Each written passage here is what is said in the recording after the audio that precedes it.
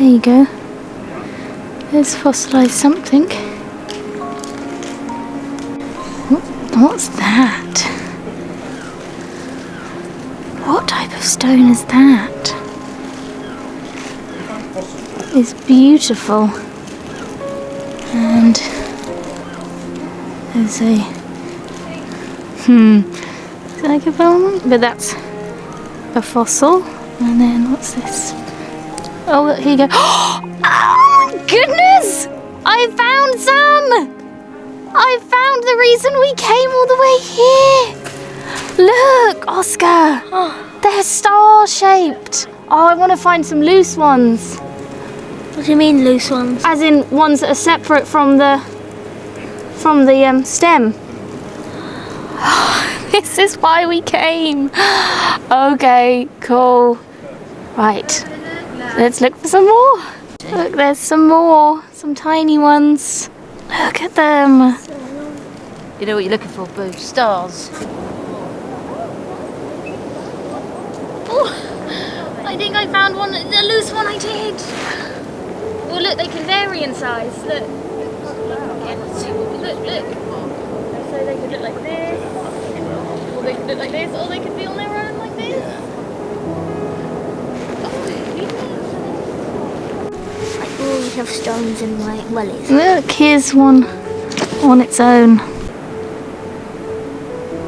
And some mini ones. Oscar just found a mini ammonite. Or possibly, or some fossilised tiny sea creature.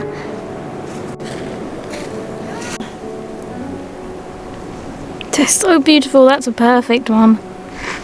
Huh? That's a perfect one that I found. And that one there. Yes, you have. Here's Oscar. It looks like this. Come here. This little one I found on its own. Oh, come on, Oscar. We can do it. Look, I've done it. Look, here's, see? They look like this. They've got like ripples along the edge.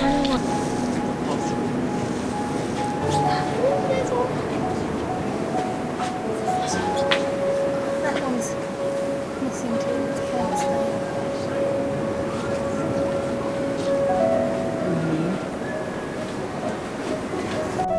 So I just found this, which is very delicate, but look at this shell fossil. Wow. I'm not sure that... And then glued in. this. It has a little pattern, but then there's another one. There's some more. Oh gosh. They're so beautiful.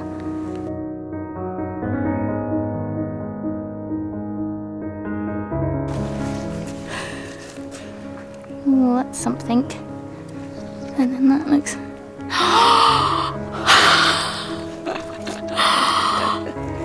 Oh my word. Look at the size of it. That's the size of my hand. Look at that. Oh, wow. Look at that. That's spectacular. Wow, that's beautiful. I think I see one on its own. I do. Look. I'm in love with them.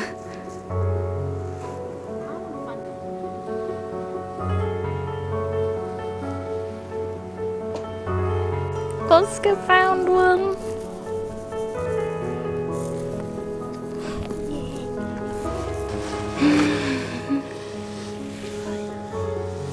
Did you find one? Oh, look at it, it's beautiful. Oh my goodness, that is beautiful. Yeah. Oh. Oh, but that doesn't even matter. That's like a little flower. That looks like a flower, and you can just put the jump ring at the top there. Yay. Oh, I'm trying to... That is beautiful. Look, Boo, this is what you're looking for. This is the one I found.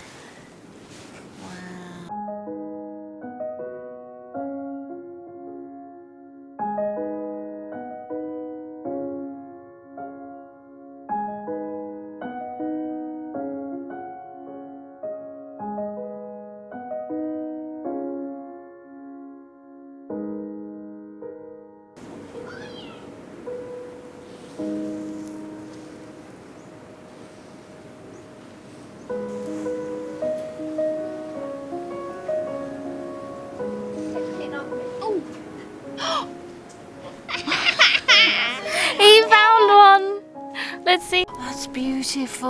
Oh, Oscar, that's so precious. That's really beautiful, Boo.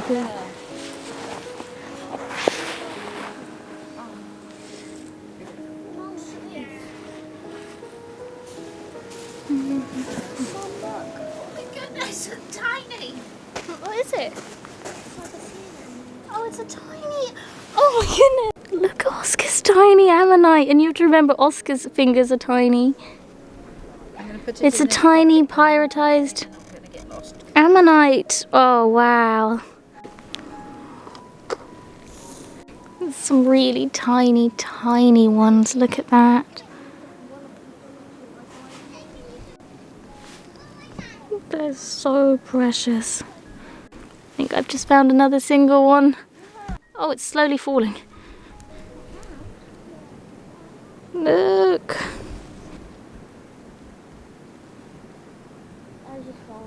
These little star fossils are called crinoid stems, and the name crinoid comes from the Greek crinoides or crinoides, meaning like a lily, because the complete creature looked like a underwater flower. They are from the lower Jurassic period, so they're around 195 million years old. They're not actually plants, as the name sea lily suggests, but they're actually animals related to starfish and sea urchins. They've lived in the ocean for millions of years, and they can still be found today.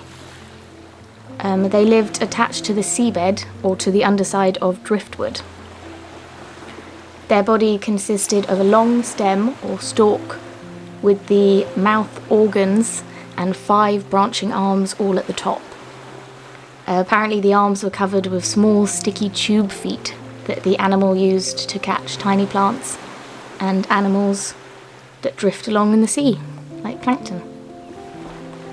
Apparently there's a lot of sort of myth and legend around these fossils, and these ones, the star-shaped ones, were known as star stones.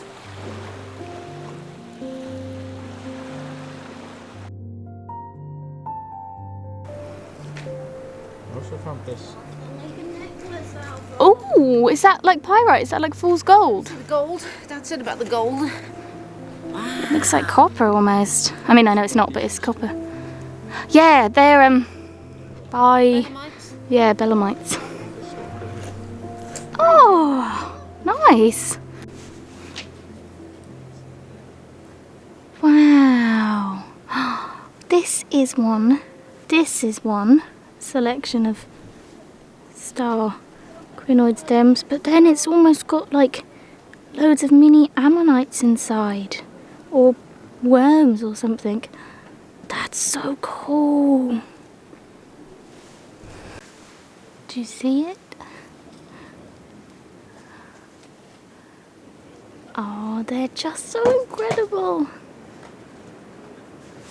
Look at that. Wow. Was it another mussel? Yeah, look. That's so beautiful. What's the fossil? Really?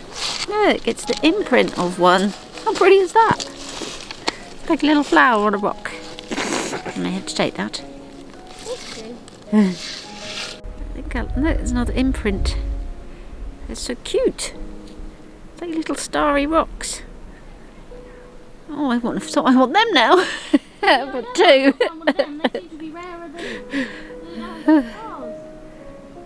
With a little dish of starry rocks would be welcome.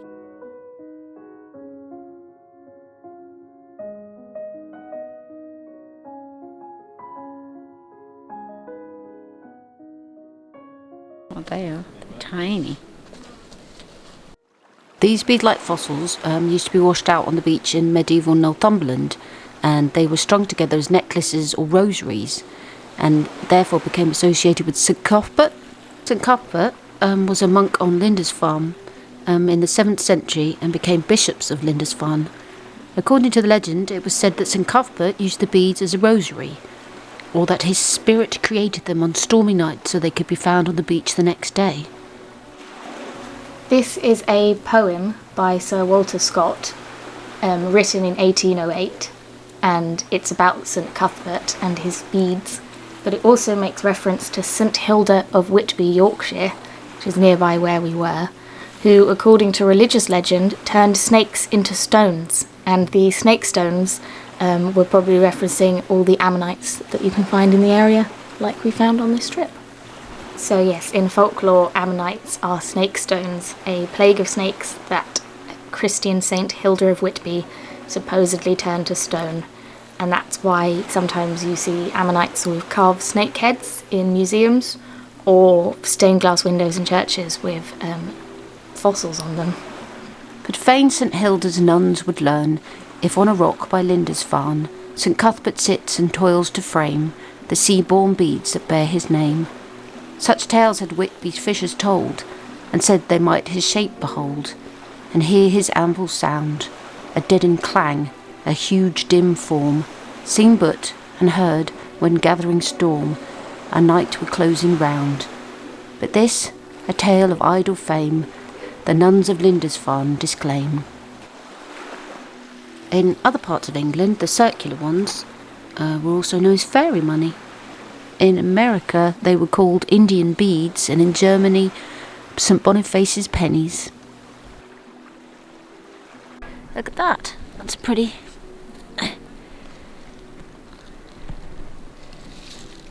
Little stars. It's two. Oh, that's perfect. A single one would be too thick. And I know there's ones next Yeah. to it too. So you go pick them up. That will make a perfect necklace. You did it. Oh, I dropped them. Wow, I love them. Where did they go? Oh, it's like, oh. Goodness. It doesn't want to stay. Doesn't want to stay.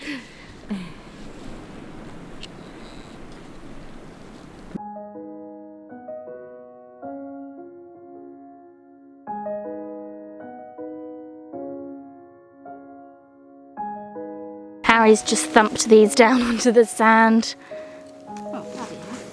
Oh, no, sorry, Dad has. Didn't even look up. Oh, they're so beautiful. Let me pop them in my pocket.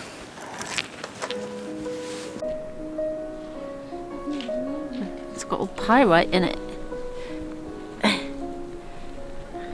That's pretty. It's a bit heavy though. Nice little garden though. Oh, I don't know. I'll probably take it.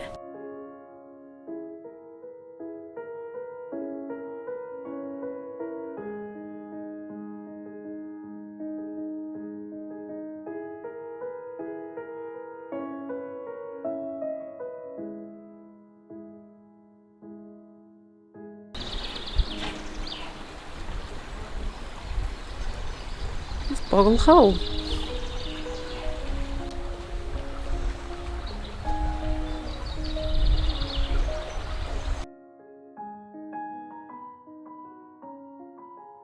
This was another trip we took on our little holiday, somewhere that Kate had wanted to go for a while, and one of our subscribers told us where to find the thing she wanted to find, which is all these Crinoid stars. They're beautiful. What can I say? To find little stars on the beach is quite a thing. They've got lots of mythology around them and folklore, because you don't often find little stars on the beach, and I think people in the past had to explain it in some way. But it was quite exciting looking for them in the small things. It took me a while to find some single ones, but Oscar really loved doing it. He does love fossils. And I think Kate's going to turn some of them into jewellery. She's going to try. Star shape's pretty difficult. Yeah. And then I found St Cuthbert beads.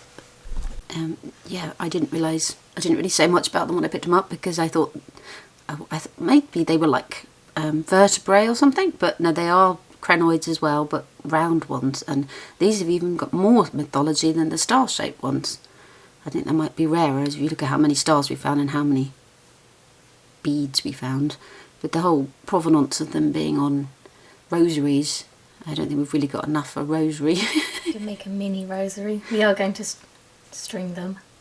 But we have found these before. Now we know what they are. That's the beauty of doing this. We're learning more and more as we go along.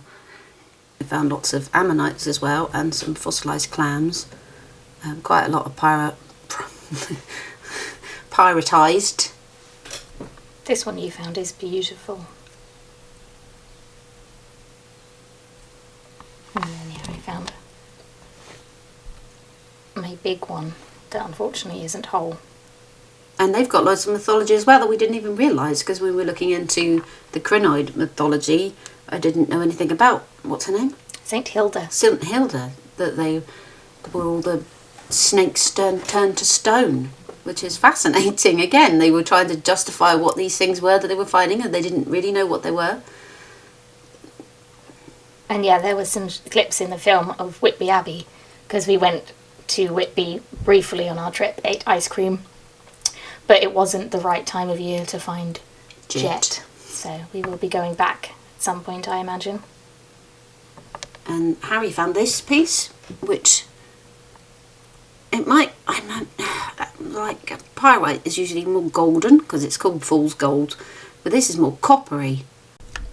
So we're not sure if this is pyrite or another. It could be copper. I mean, I think they had copper mines around. I mean, did they have copper mines around there? I'm not sure.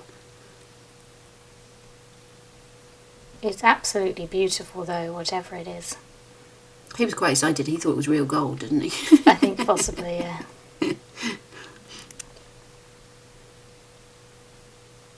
And then there's the imprint of the crinoid, like a star in a stone. And again, these have their own mythology. These are called star stones.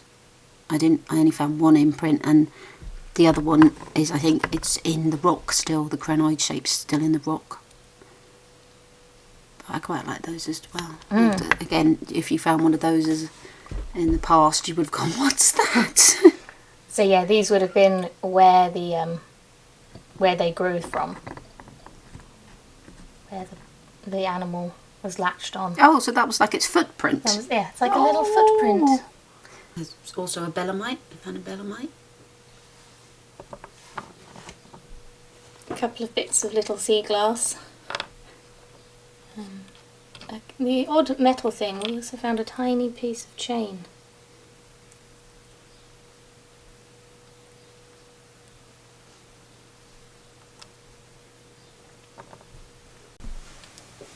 So we were at a place called Boggle Hole, and now we're going to give you some of the folklore of Boggle Hole. And then afterwards, this was quite a short film again, so we've combined it with another short trip we made somewhere when we were up there, which unfortunately the research did not show how incredibly difficult it was terrifying to get down there. So Mum didn't join me on the beach because it was to scale a cliff face to get down there. I thought I was going to die. So that'll be at the end. So we hope you enjoyed this film. Back somewhere down south next week. And then in the following weeks some more places from our trip. We just want to say thank you to everyone that likes and subscribes and comments, and all of our wonderful donors and our Patreons. And you may have noticed that this film is again up on a Monday, and we think for the foreseeable future we will be uploading our films on a Monday now, because I've started work again and it's just so much. I work weekends sometimes and it's a lot easier to be here when the film goes up, so I'm not here on Sundays, so we hope you don't mind. There are lots of other wonderful mudlarking channels that upload on a Sunday, so you won't go without. So yeah, Monday is our new time. I think at 8 PM. So we hope that's okay, and we'll see you next Monday. Bye! Bye.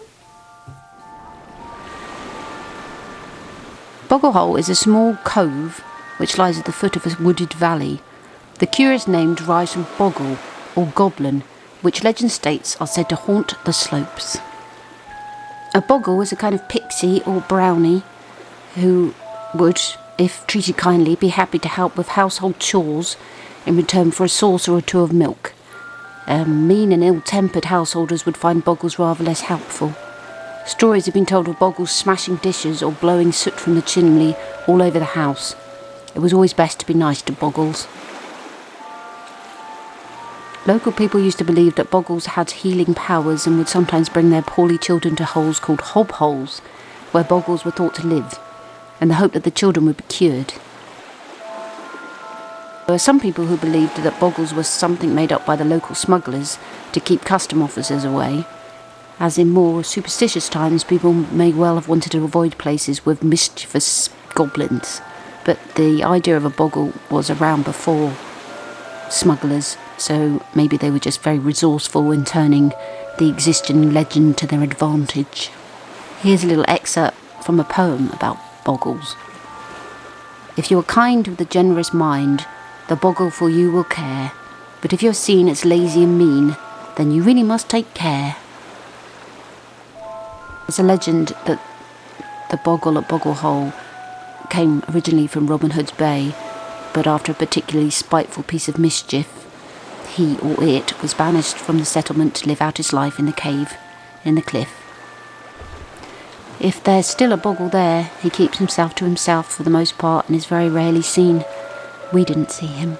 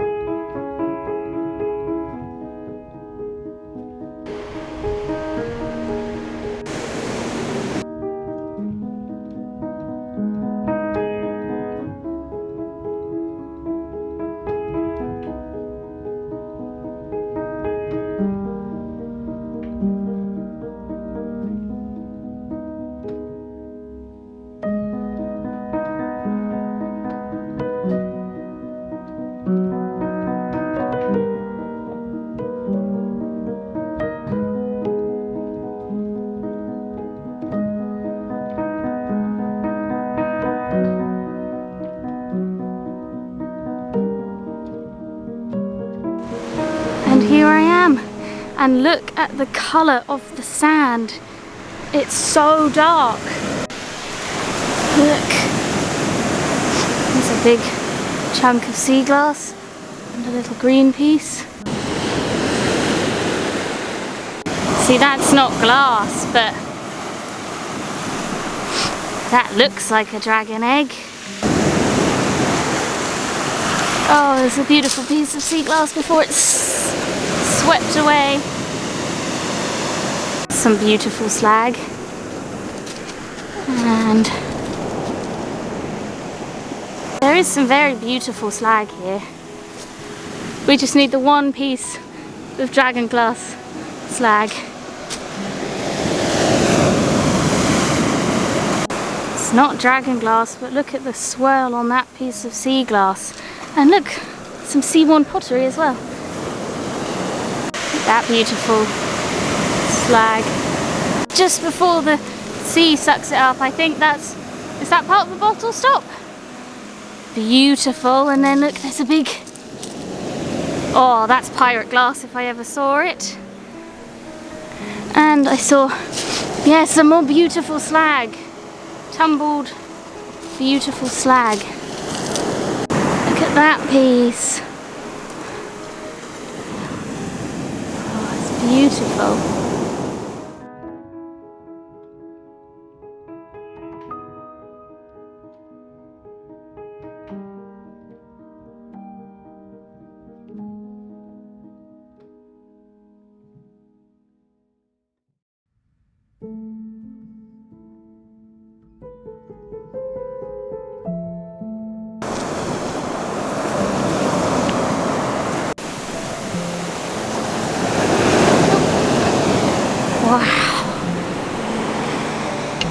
That's a good bubble though. Can't get over how dark this sand is. It's incredible. What's that? Ooh, that looks like stone, but then it's sort of got like clear sort of glass on the top. That's nice. There's some more.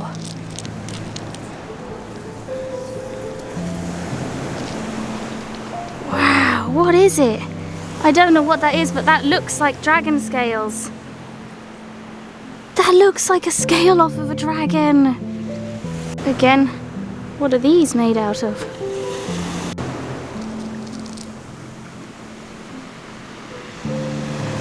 There's a beautiful piece of slag.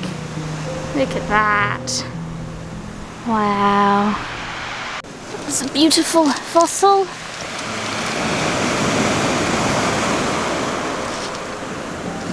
Some quite nice fabric though, that I think I'll take, and maybe I can use in something for the doll's house.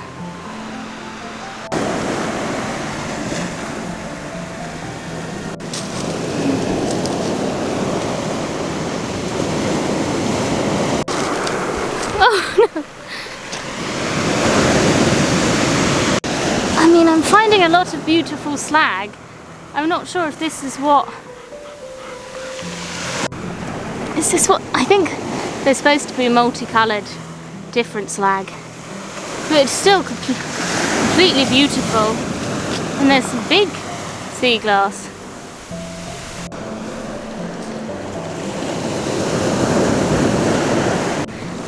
Unfortunately, I think dragon glass is quite rare, and we've come when we're at a race against the tide.